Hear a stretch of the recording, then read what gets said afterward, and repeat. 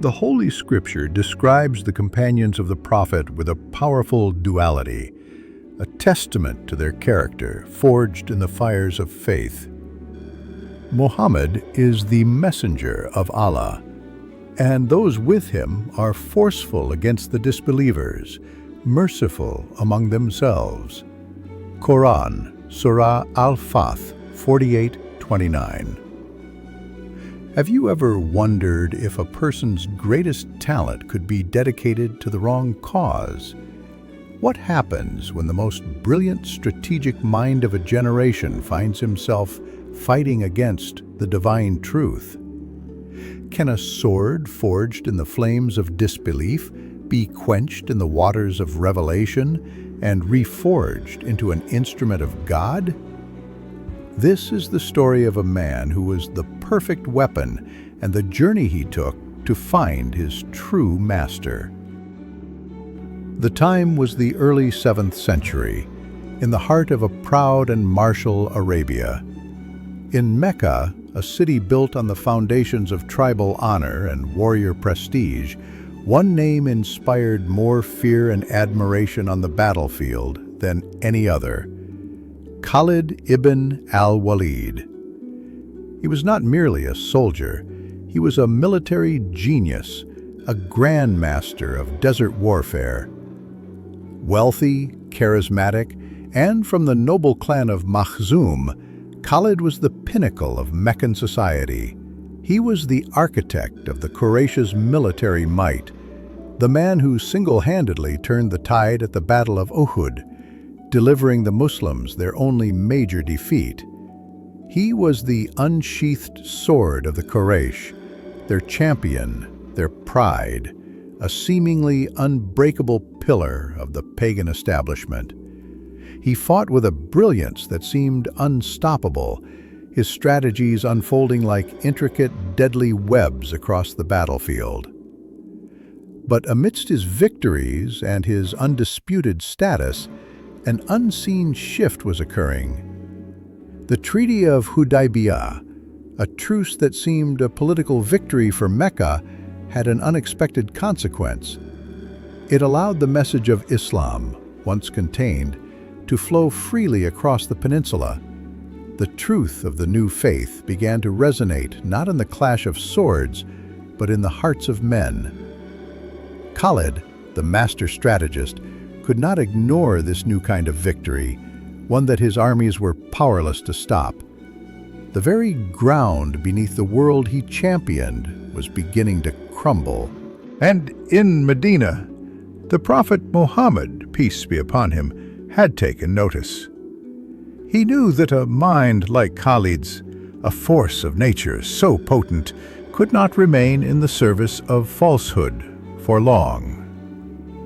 A letter soon arrived for Khalid, sent from his brother who had become a Muslim. The letter carried a message that was both an observation and an invitation, a message from the Prophet himself. Assertively, "A man of your caliber cannot remain ignorant of Islam." The most powerful sword of the Quraysh was being summoned by a new hand. The sign for Khalid was not a miracle in the sky, but a slow-burning realization in his own sharp mind. He, the master of tactics, observed the unwavering faith of the Muslims, their supernatural resilience, and the undeniable truth of their explosive growth. The cause he fought for felt brittle, its foundations built on the sand of tradition and pride. The cause he fought against seemed to be built on bedrock, nourished by a divine source. This internal conflict, the clash between his loyalty and his intellect, began to consume him. The Qur'an speaks of this exact state, the expansion of the heart towards the light. Reverently, "So is one whose breast Allah has expanded to accept Islam, and he is upon a light from his Lord, like one whose heart rejects it." Then woe to those whose hearts are hardened against the remembrance of Allah. Qur'an, Surah Az-Zumar 39:22. Khalid's heart, for so long a fortress of the old ways, was beginning to yield. He confided in his childhood friend Ikrimah, the son of his leader Abu Jahl. Ikrimah reacted with predictable fury, embodying the arrogant denial of the Meccan elite. But when Khalid approached another shrewd mind, Amr ibn al-As, he found a fellow soul wrestling with the same doubts. The pillars of the old guard were cracking from within. The tension became unbearable. Khalid made his decision. He would have to abandon Mecca, the city he had fought for, the source of his power and prestige. His journey to Medina was not a triumphant procession, but a secret, dangerous flight. He was a general deserting his own army, a nobleman abandoning his own class, migrating from a position of worldly power to one of humble submission. When he finally stood before the Prophet Muhammad, peace be upon him, the atmosphere was thick with the weight of history. This was the man who had inflicted so much pain upon the Muslims at Uhud. Khalid, the great general, lowered his gaze and pledged his allegiance. As he himself later narrated, his first request was a plea for forgiveness. Humbly, "O Messenger of God," he said, pleading, "pray to Allah to forgive me for all the battles I fought against you." The Prophet, peace be upon him, replied calmly, "Islam erases everything that came before it." But Khalid insisted earnestly, "Even so, please pray for me." And so the Prophet, peace be upon him, raised his hands and prayed for the forgiveness of the man who was once his most brilliant adversary. The sword had been surrendered. The weapon that had so long been aimed at the heart of Islam was now placed in the hands of its leader. The world had seen what Khalid could do when he fought against the truth. It was about to witness what he could do when he fought for it. The final warning came in the 8th year after the Hijrah. A Muslim envoy had been treacherously murdered by a vassal of the Byzantine Empire. The Prophet, peace be upon him, dispatched an army of 3,000 to the northern land of Mu'tah to seek justice. Khalid ibn al-Walid, the legendary general, joined the army not as a commander, but as a common soldier, his first test of humility and faith. What awaited them was a nightmare. The local tribes had massed with the Byzantine army to form a colossal force of over 100,000 soldiers. The small Muslim army was facing annihilation. The Prophet, peace be upon him, back in Medina, had named 3 commanders in succession, a grim prophecy of the battle's ferocity. The first commander, Zayd ibn Haritha, fell. The second, the noble Jafar ibn Abi Talib, fell. The third, the poet Abdullah ibn Rawaha, also fell. The army was shattered, leaderless, vastly outnumbered, and on the brink of being completely wiped out. Despair washed over the Muslim ranks. To retreat without a commander was a sin, a spiritual disaster that would incur the anger of God. The Qur'an warns of such a moment, and whoever turns his back to them on such a day, unless as a stratagem of war or to retreat to another company, has certainly returned with anger upon him from Allah, and his refuge is hell, and wretched is the destination. Qur'an, Surah Al-Anfal 8:16.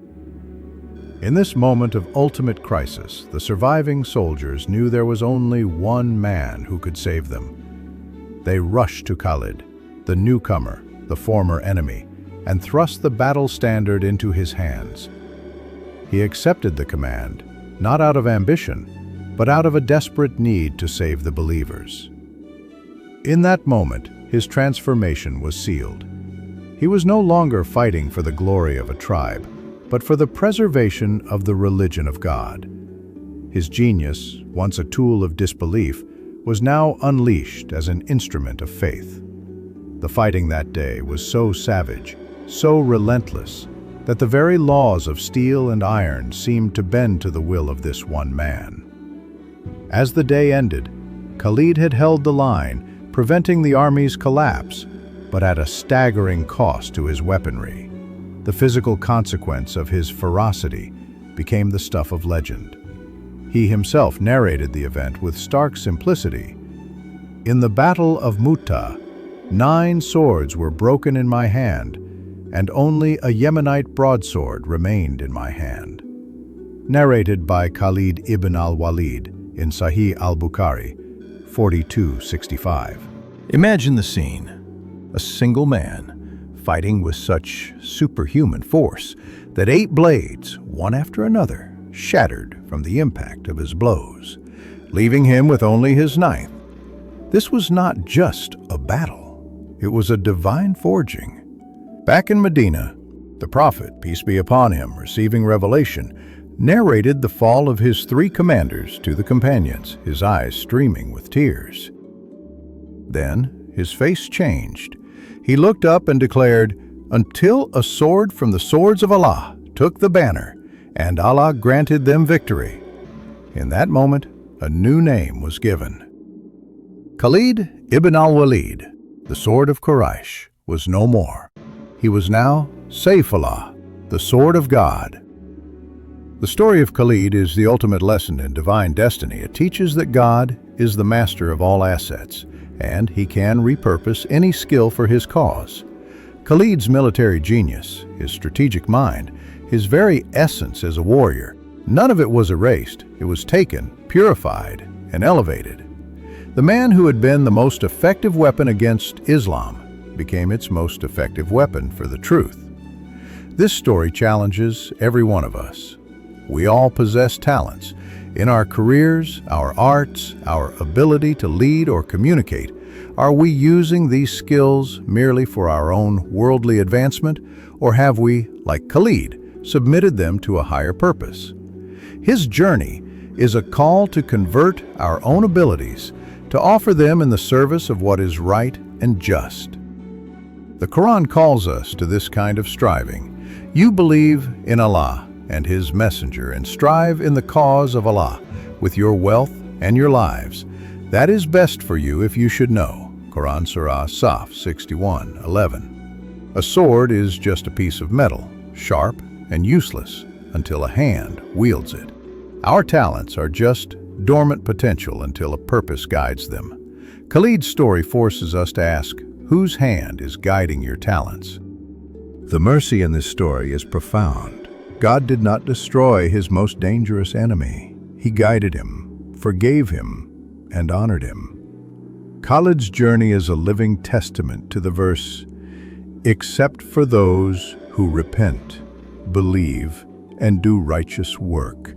For them, Allah will replace their evil deeds with good, and ever is Allah forgiving and merciful."